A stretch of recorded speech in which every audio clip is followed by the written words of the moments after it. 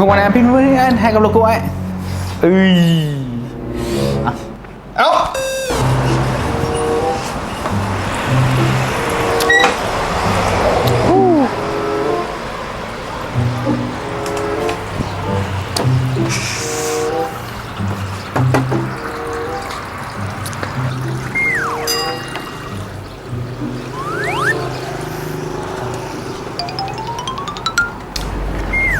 ไอ้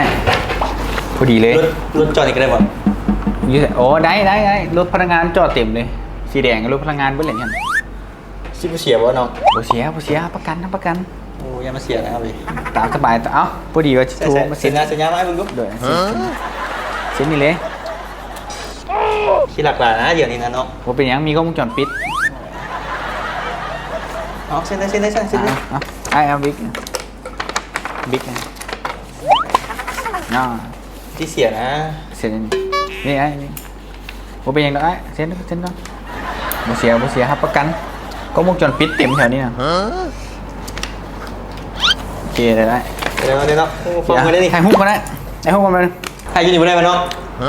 ถ่ายยืนผิดนะบอมต้องถ่ายกับโลโก้เขาไอ้มาปิ้นได้เอ้ารถเสียด้วยนะ